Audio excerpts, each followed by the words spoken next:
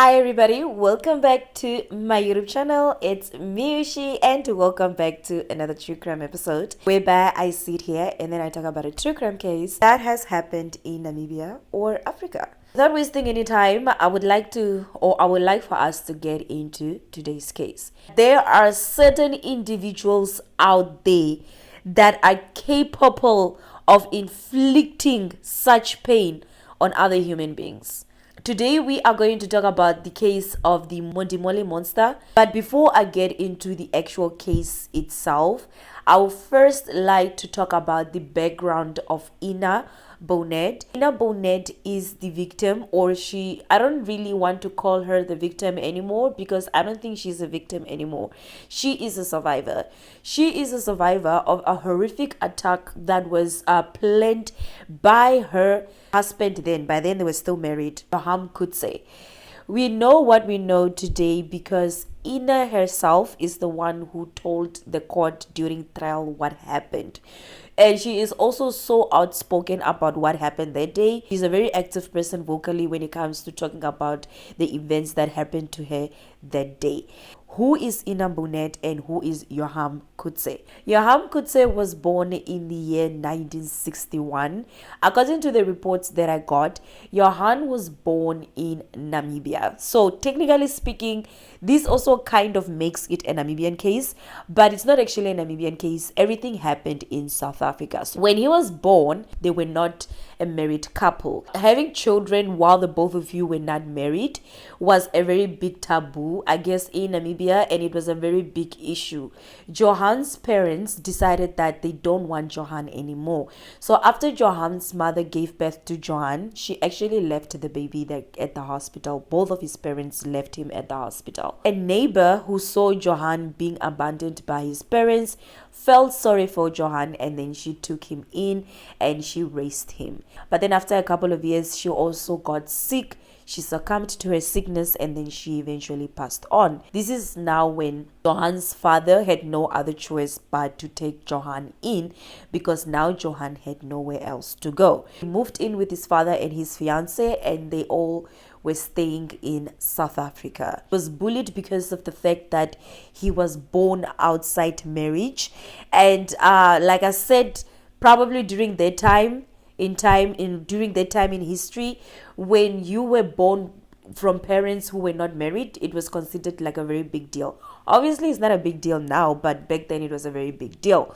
So the kids were bullying Johan constantly because of the fact that I quote unquote he was a bastard. That's it about Johan's background. Now I'm going to move on to Ina Bonnet's background. I am not quite sure the year which she was born in, but it is between 1969 to 1970.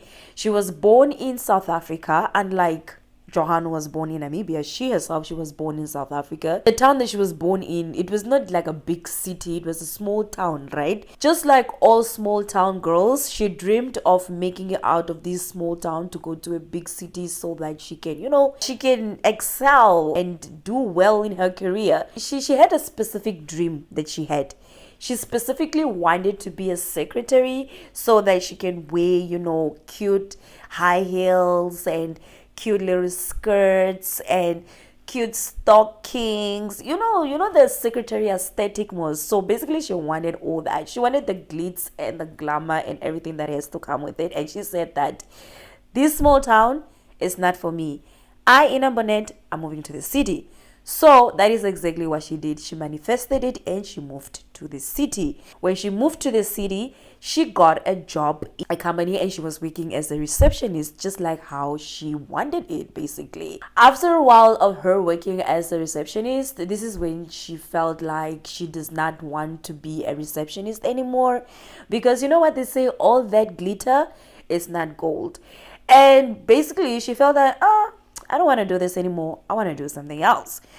But while she was busy, trying to decide all that, this is when she met somebody, right? She met somebody and she got involved with this guy, and then they got married.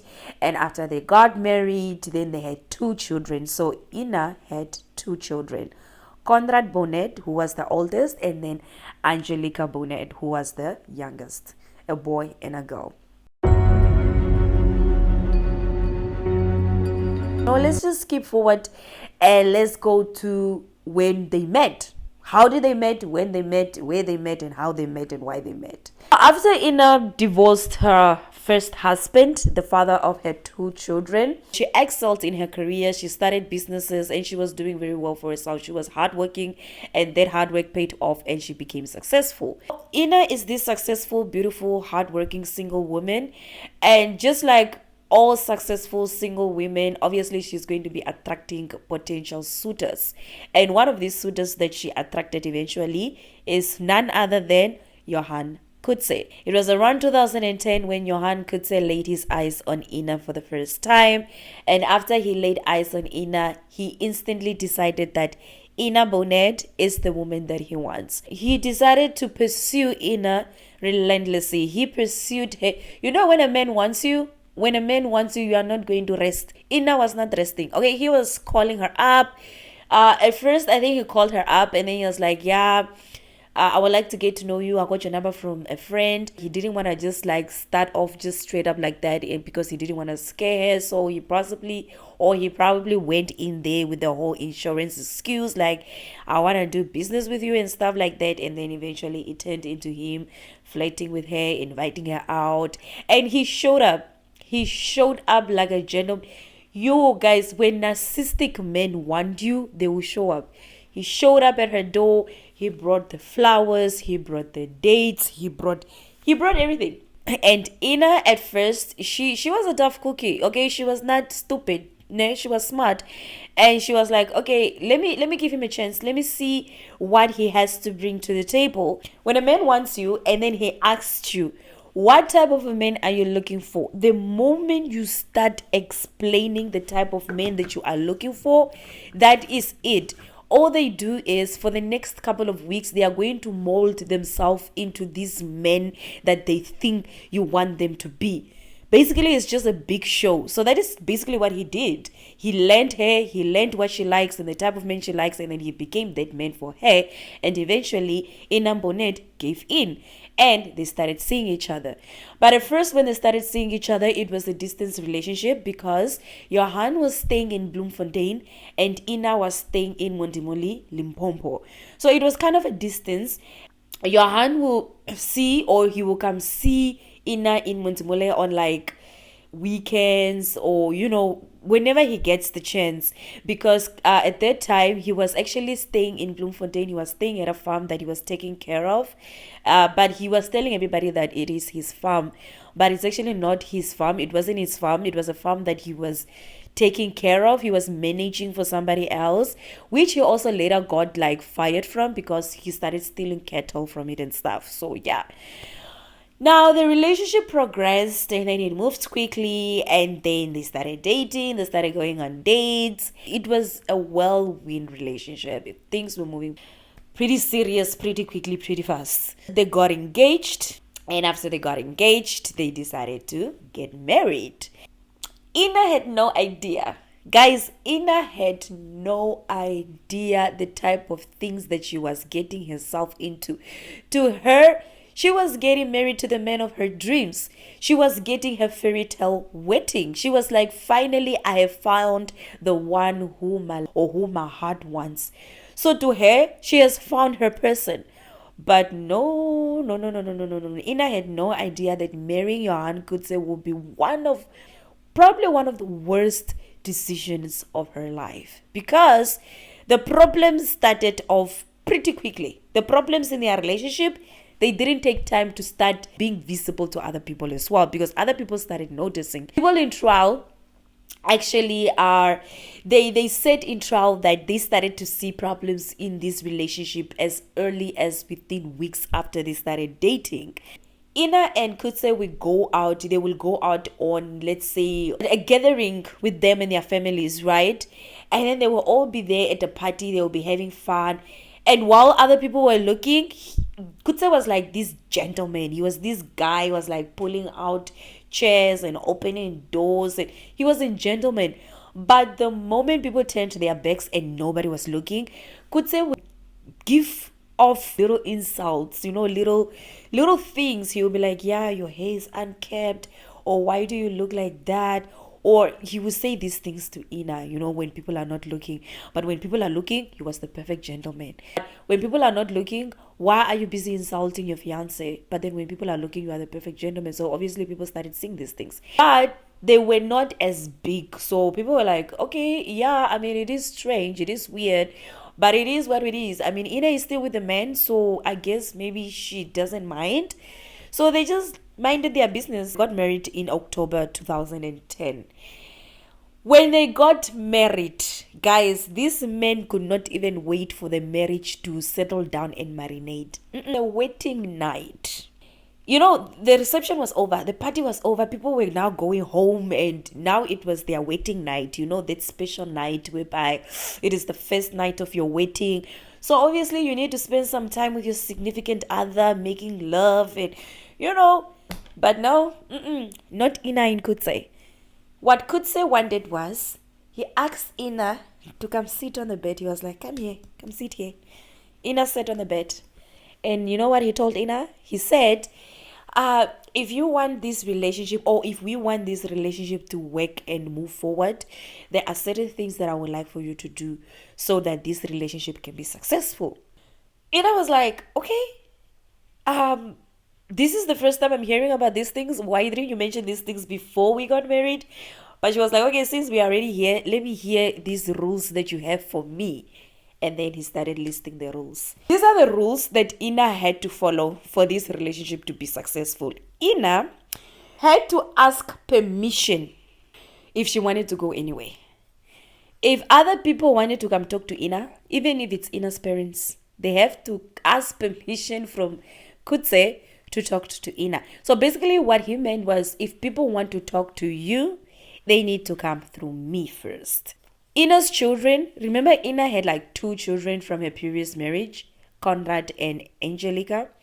Both of Ina's children had to ask permission from Kotzé first before they can ask permission from their mom. So let's say, for example, they want to go out for a party, they need to ask Kotzé first. They want to probably take something from the fridge or the cabinets or something, they need to ask Kotzé first. So basically, whatever they needed to do, especially if it's important, they need to go through him first before they ask their mother. Ina, before she met Kotzé, had long, beautiful hair. After they got together, Kotzé kept on insisting that he liked women that had shorter hair more. He did not like women that had long hair. So meaning that Ina now had to cut off her hair as well. At first, Ina refused. She refused because she loved her hair, right? But then he was like so persistent to the point whereby she just gave in and she ended up cutting off her hair. Johan said that Ina had to show her cleavage as well. He just had a thing with breasts in general, and he was obsessed with Ina's breast.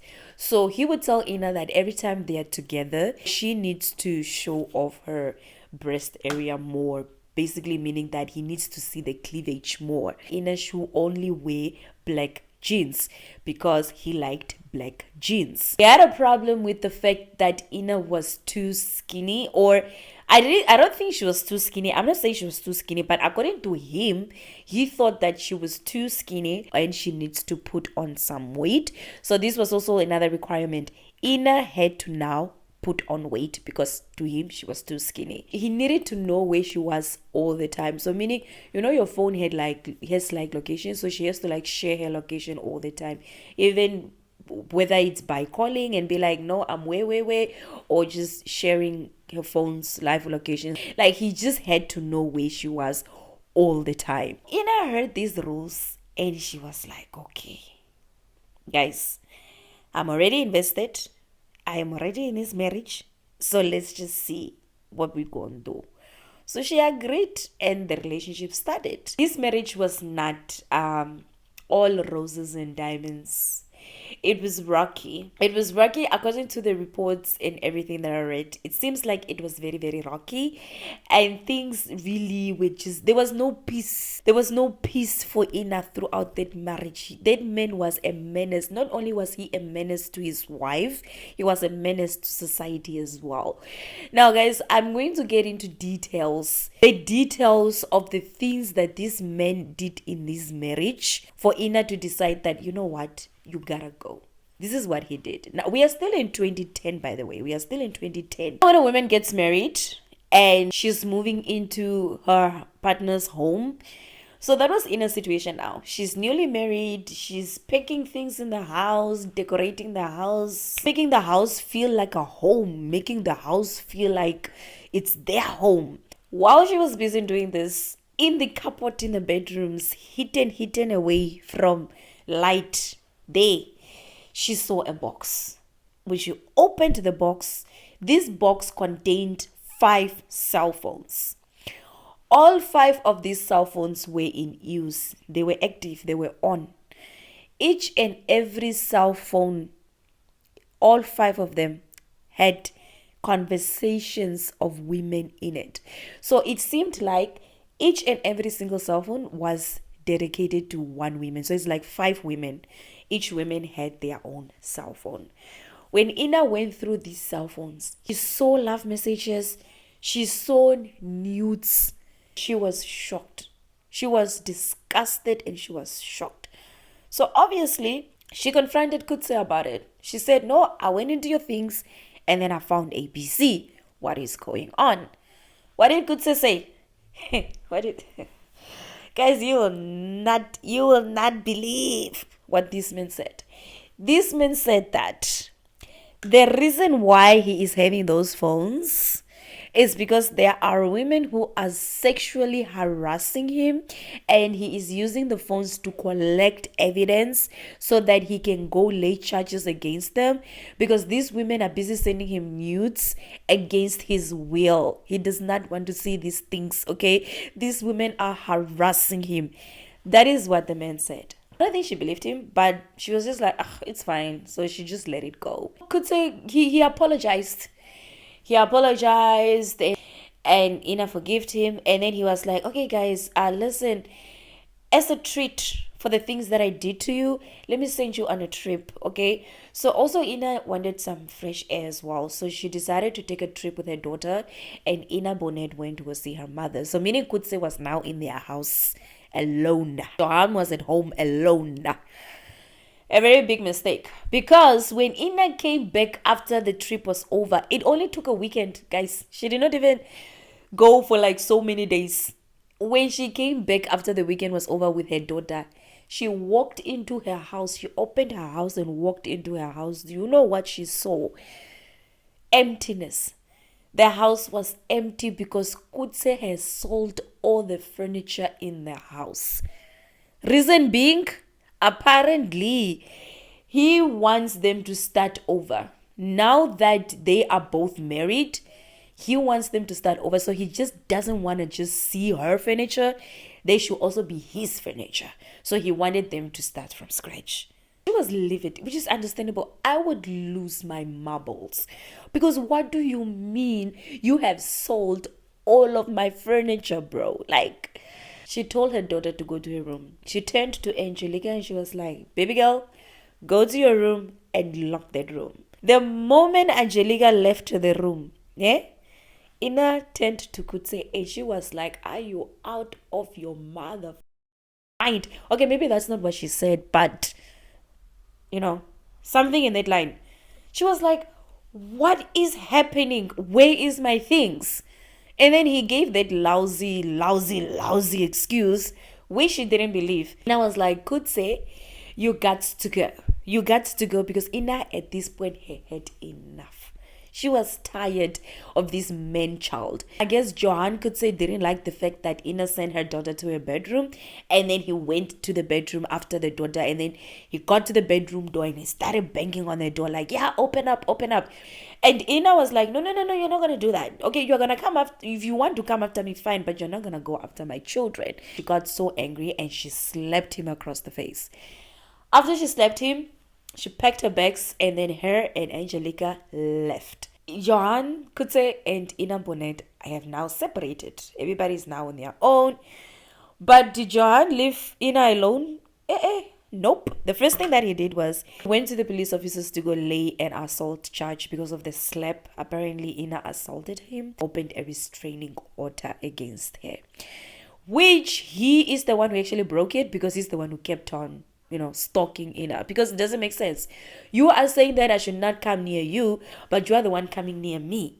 Make it make sense, right? So he stalked Ina. He found out eventually where she was staying, and then he was like showing up every other day.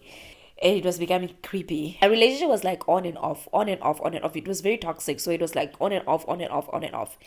This time they were on, and Johan went on a business trip. I'm saying this because even Ina herself does not believe that. So she doesn't know exactly where he went, but he said he went on a business trip. While he was there on his business trip, he called Ina to tell her that he had leukemia. Where did leukemia come from? But he told Ina that he had leukemia and the insurance was not going to pay for it. So Ina had to, give him some money so that he can do what, I don't know, maybe pay for treatment or stuff like that. By this time, Ina knew her husband, so she had her doubts. So she picked up the phone and she decided to call the insurance company as well as their general practitioner, their doctor, to ask, did Kotzé come to you talking about leukemia? And then she called the insurance company to ask, did Kotzé call you guys talking about any leukemia? Both the general practitioner, the doctor, as well as the insurance company, they both said no. They have not heard from Kotzé. They don't know about any leukemia. So clearly he's lying. Where he wanted to take the money, I have no idea. At this point, Ina Bonnet was like, nah. I'm done. She was done. She was like, no. She was done. Mind you, she was practically the breadwinner of this relationship. That man was no good and he was not bringing anything to the table besides stress. The whole insurance thing for Ina really was a big blow. She was really done, plus the cell phones and plus all the other things, the verbal abuse, the emotional abuse, the cheating. The 2011, the relationship is done. Okay, Ina is done. She doesn't want to deal with this man anymore. She doesn't want anymore. Okay, she's done. I think their relationship lasted like a couple of months to a year. It didn't last long. And then they separated in 2011. Now we are in 2011 and they have separated. Even after everything that he has done, he was still pursuing her. He was still calling her. There was even a time apparently he called allegedly, he called 156 times in a day. What?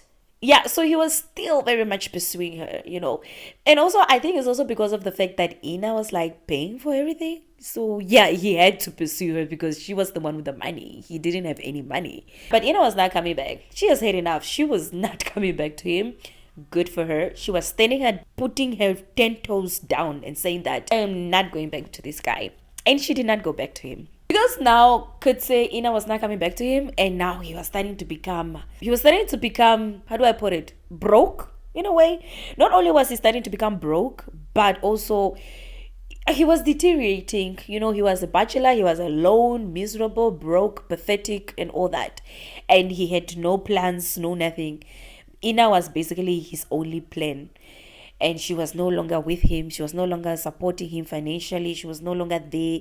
And really, this took a toll on him and his mental health. Apparently, that's the excuse he gave in court. By this time, Ina was moving on, guys. She has had enough with this man. Okay, she was still a young, beautiful woman. So obviously, she wanted to go out there and meet more people. And yeah, so she was moving on. He saw. This is now at the end of 2011 year by New Year's Eve there. He apparently said that he saw Ina with another man. They were being intimate and this set him off. This is now the end of 2011 now. We are there in December there, New Year's Eve there. And apparently because of this set him off and he became so irritated. He became so pissed, how dare you? How dare you move on from me? How dare you start seeing other people? Now, I am going to get into. I'm going to get into details, and it is very, very graphic. If you don't want to hear it, I suggest that you skip. Maybe skip for like what, 5 minutes, but just skip. Okay, don't listen to this. For those of you who stayed, let's get into it. On the 3rd of January 2012, it was a hot day. You know, January is usually very hot. And Johan Kotzé picked up his phone and he called Ina. He called Ina. Ina was at work. He called Ina and he said that, you know what? Since you are so serious about this divorce and you want this divorce, please come by my house and come get your belongings. There's a box here that you left here at the house. Come get it. Ina at first, she was like, oh, well, you can always mail it or something. But he was very persistent. He was like, okay, yeah, not just the box, but I also want us to come talk. So Ina was like, oh, okay, cool. But then she was like, I will come like in the afternoon. She didn't want to go at night because she didn't trust him. So she said she's going to go there in the afternoon. Ina went there in the afternoon. She went to the house. Modimolle. Now we are in Modimolle, Limpopo. She went to the house, and when she got to the house, this house was rented by Kotzé. Kotzé was renting this house from his friend. Okay, so he was renting this house. She went to this house. I think they were staying at this house together for a while. And then, he claimed that she left her belongings at the house and she had to come get her belongings. That day, on the 3rd of January 2012, that afternoon, Ina drove to Kotzé's house to go get her box. She gets there and they sit outside. He offered her a drink. And then they sit outside and they start talking about the relationship, about the divorce, finalizing the divorce. Ina noticed that this conversation is not going anywhere. This conversation is just basically moving around in circles, and she has had enough. She wanted to go. But then he was insistent. He was like, no, before you go, at least go inside the house in the bedroom and go get the box. The box is there in the bedroom. First, Ina was skeptical. She was apprehensive. She was like, what is the box doing in the bedroom, But he was very insistent. He was like, no, just go to the bed. I mean, it's the middle of the day. What am I going to do to you? Just go to the bedroom. Let's go get the box, and then you can go and you will never see me again. Ina agreed, and she went into the house. She went into the house, and then she went towards the bedroom to go get the box. This whole time, Kotzé was following behind her. They both went to the bedroom. Ina said that when she walked into that bedroom, she saw that on top of the bed there was a towel, and on top of that towel, the towel was spread out on the bed, and on top of that towel there was like a bunch of coins on top of that towel. She got into the bedroom, and then Kotzé walked around her, and then he walked over to the bed. He took the towel with all the coins, and then he shook the towel, and then the coins scattered all over the floor. After the coins, the sound of the coins, those, when coins are like on the floor, that sound, it disorientated Ina a little bit. And then when she turned around, she saw 3 men emerging from the closet of the bedroom, and they all had masks, pantyhoses, 3 black men, and they had pantyhoses over their face. When the 3 black men came out of the closet, they stood there. Now it was Ina, the 3 men, and Johan. Johan gave instructions to the 3 men to hold Ina down and tie her up. It seemed as though he was giving instructions to one of them, and then the one was giving instructions to the other 2, because I think the other 2 could not understand Afrikaans. Now the names of these 3 men are Andreas Sitole, and then we have Pieter Molane, Franz, and Parker. The one who was basically doing the most is Andreas, because he's the one who could understand the instructions better. Andreas took hold of Ina, and then they started to tie her up, as well as silence her with a tape, like putting a tape over her face so that she doesn't scream and yell. As he was doing this, it kept on falling off. Like he would put it on, it would fall off. And then he got so irritated, and then he just took the whole tape and then he wrapped it around her face, which made it quite difficult for her to breathe because there was no breathing space left. Oh my goodness. Johan came over to where I'm laughing because I just cannot comprehend how some people can be so evil. He went to the bed and went to go sit next to Ina while she was bound and gagged. And he told her that women don't leave me. Every time a woman tries to leave me, it's either she ends up running mad, like she ends up in the mental institution, or she ends up taking her own life. That is what he told her. Ina was terrified. She was terrified. She had no idea what is going on. And she was, oh my goodness, I can't even begin to imagine the type of horror that she felt that day. She was lying on the bed, and Johan opened her blouse. She was wearing a blouse. So he stripped her blouse open and it exposed her breast. Remember I said earlier that Johan was obsessed with Ina's breast. So he exposed her breast, and then he took pliers, and then he took off, he plucked off one of Ina's nipples. He took a nail and then he put it in her breast. So now Ina had nails in her breast, and also one of her nipples was cut off. After he was done with this sick act that he was doing, he now told Ina that today you are going to know how it feels like to be, I quote, I really hope YouTube does not take down my video because of this, but I quote, he said, today you are going to know how it feels like to be by kafirs. From there, he gave the go-ahead to the three men to begin sexually assaulting Ina one by one. It was actually Andreas Itole who went first, and then the other two followed. Ina said that one of the men, I think the last man, was struggling to get an erection, but eventually he managed and he sexually assaulted her as well. So now Ina had been sexually assaulted by 3 men that she has never seen before. And all this was happening under the instruction of Johan Kotzé, who was standing there watching everything as it was happening. Also, he was also giving instructions as well. He was not just watching there in silence. I think in an attempt to remove the DNA from her body. How I said earlier that Johan Kotzé was working at a farm, or he was a farmer. So he had a solution that he would use for his animals. He will put on this solution to stop animals from bleeding. And it burns. It's like it burns the wound and then it stops the bleeding. But you only have to use like certain drops, like small drops, because it's very, very strong. So you only need to use like small drops. Kotzé took a hoe and then he washed Ina's private parts with it. The pain, guys, if animals, you can put a drop on an animal and it would start screaming. Now imagine all that on somebody's privates. After the men were done with the whole sexual assault, the 3 men, they were told to leave. So the 3 men left, or I think maybe they were just working there in the garden or something. But the 3 men left. Ina and Johan were in the house, and then Johan took Ina's phone. He opened it because obviously he knew the passwords and everything.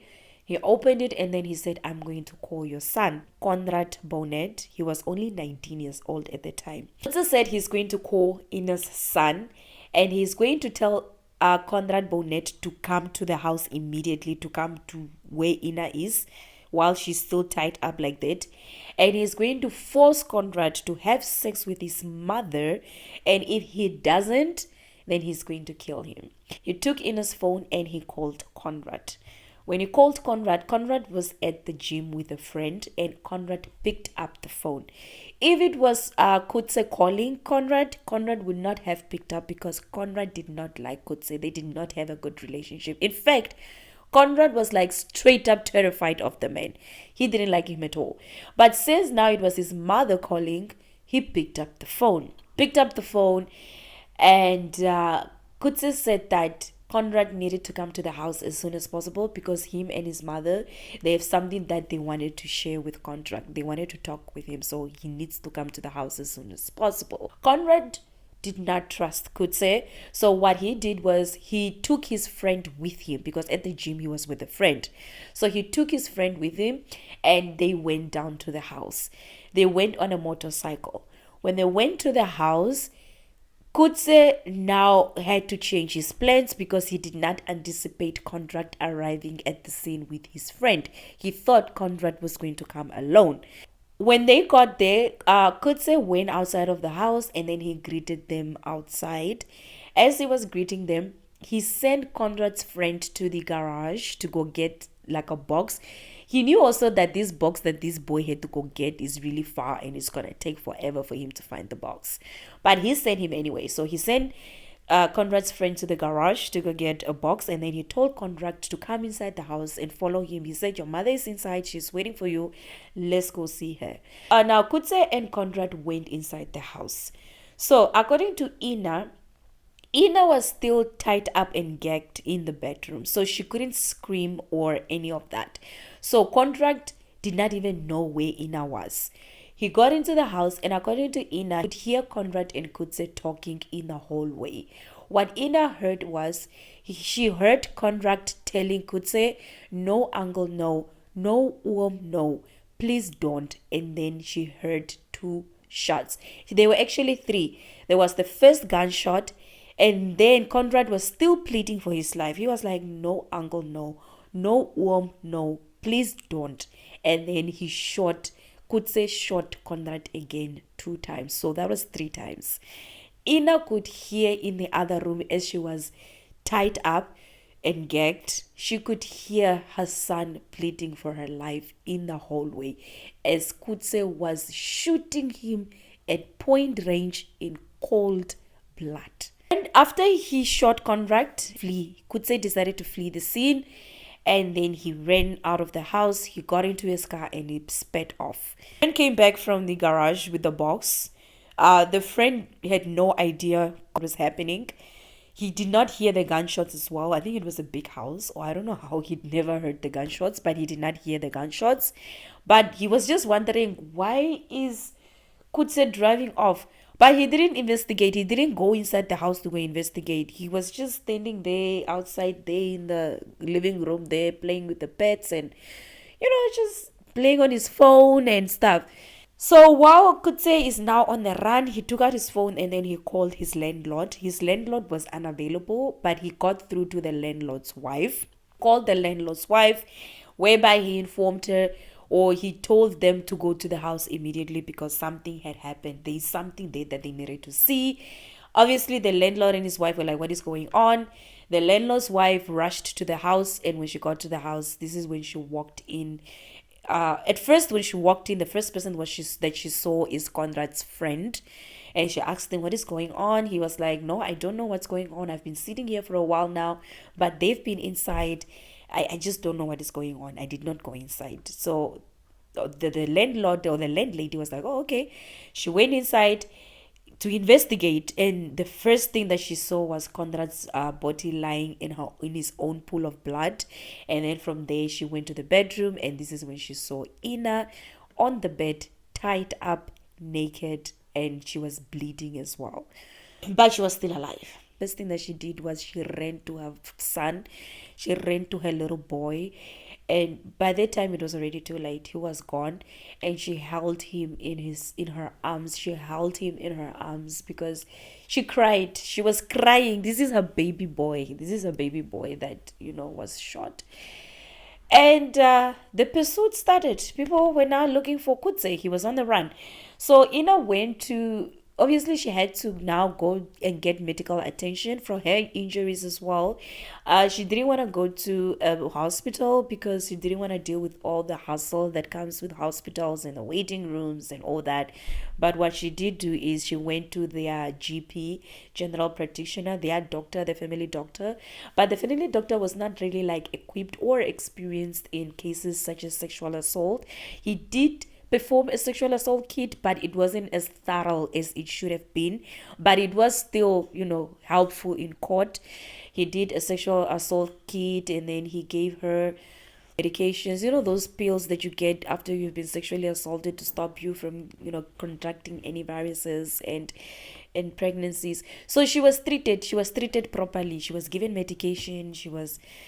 They did everything. And Johan Kotzé was on the run, and an investigation has to commence. It has to start. An investigation has to start so that they can investigate what happened to Ina. The very first thing that the police officers did, was they pulled out phone records. Luckily, Ina was still paying for Johan's phone bill, so they managed to pull out the phone records, and they noticed that around the time whereby this incident happened, Johan was in constant communication with a particular person, and this person is Andreas Sithole. So they tracked down Andreas, and then when they tracked down Andreas, then they tracked down the other two men. So all three men were apprehended and they were arrested in 2012. People were arrested in 2012. After they arrested these three men also, before, like a day or two before they got arrested, they actually went to the police station to go open a case against Kotzé for not paying them for the job.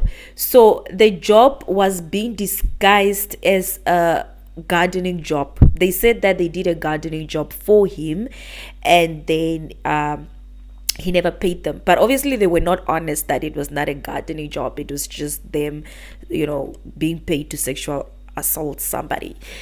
So yeah, they opened a case against Kotzé before they got arrested. And also when they got arrested, to them, they claimed that they did not do it according to their own.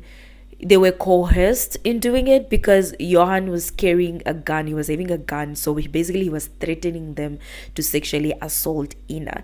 But Ina herself said that nobody was forced. They did that according to their own accord. They were not forced at all. And also the court did not buy the whole they were forced thing. Okay, they did it on their own. So they were not forced at all.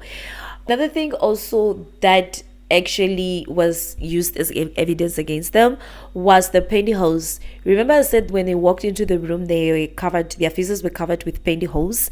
Yeah, the receipts for those pantyhoses were also taken. It was premeditated. After they were arrested, it was also discovered that Andreas Sithole was HIV positive. So so in South Africa, if you are HIV positive and you don't tell a person that you're about to have sex with that you're HIV positive, and then you have sex with them and then you get them sick, it is attempted murder. You can actually open a case against them. So for Kotzé, he went on the run and he was living in his car for like 7 days. And after these 7 days, I guess maybe it became too much for him. And then he went over to go see his friend who was a doctor. He went to go see his friend. He showed up at his friend's place. His friend said that when Kotzé showed up, he was disheveled. His friend offered him coffee. When his friend went into the kitchen to go make coffee, this is when he called the police, and then the police arrived and they took Kotzé in custody and he was arrested. There was a time whereby he went out on bail and he was living in the community. And then when he went to the community, he was practically bragging about what he had done. Apparently, when he was talking about the whole incident, he didn't show any hint of remorse, nothing. It was as if he was proud of what he had done. And on the other hand, while Johan was bragging about what he had done to his ex-wife, Ina was actually receiving backlash and criticism, and people were treating her differently, discriminating against her. This is one thing that I could never understand in my life.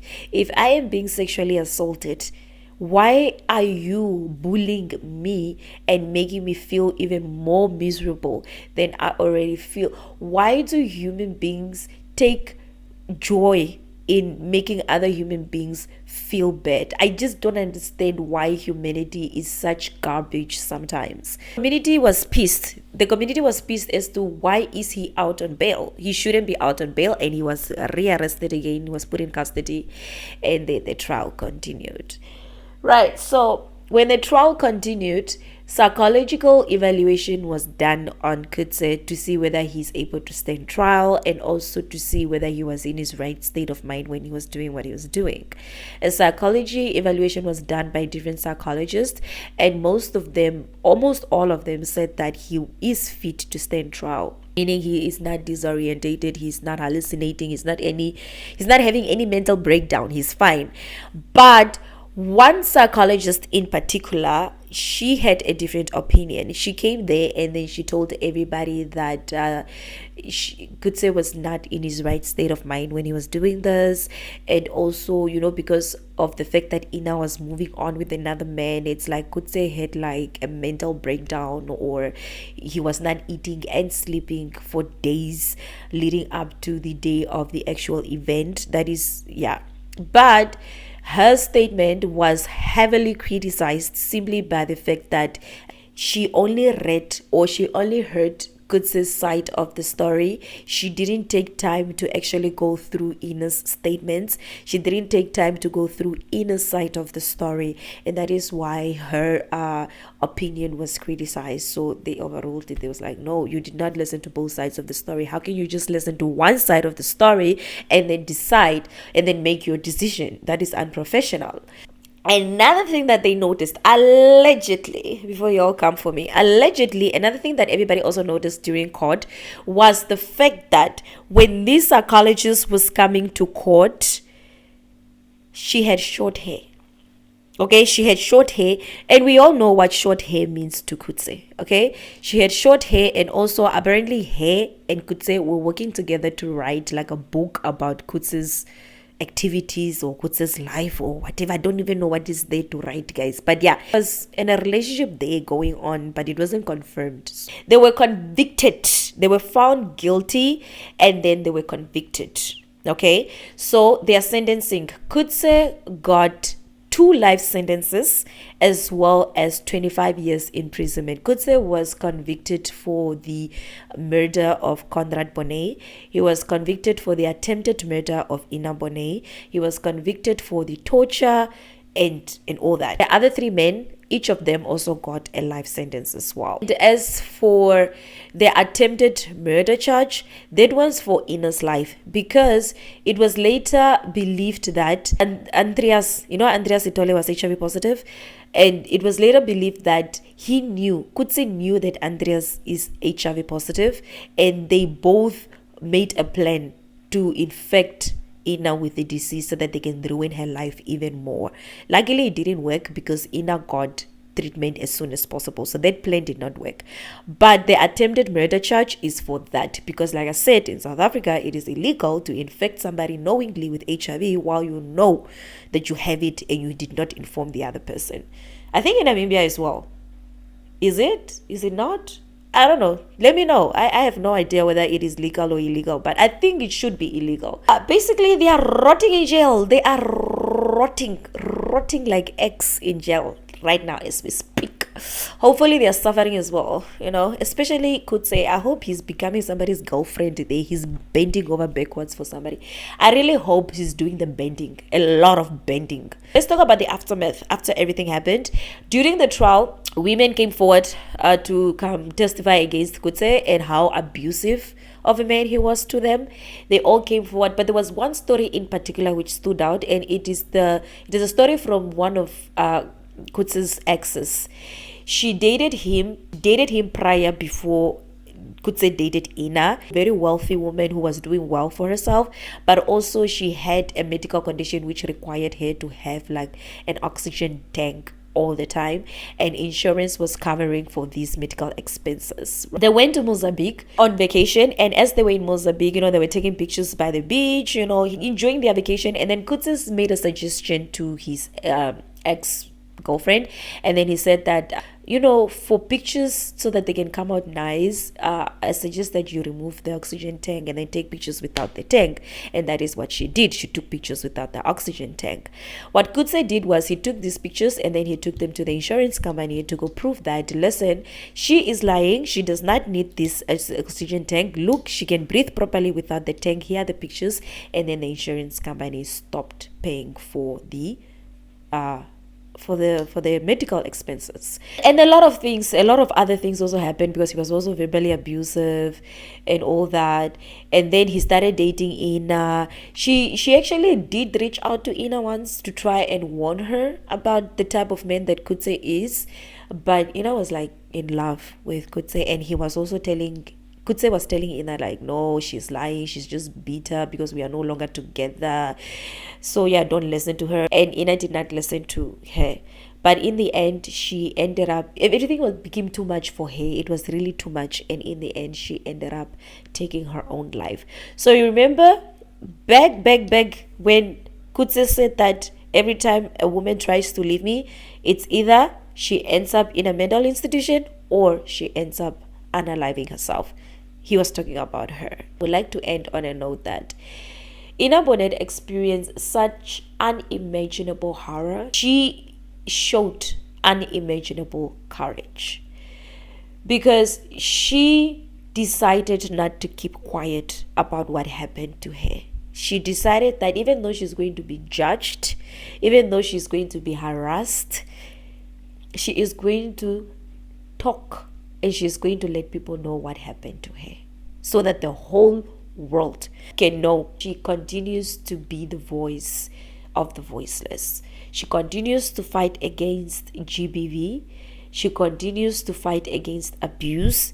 She teaches women, and she talks to women, and she encourages women about, gender-based violence.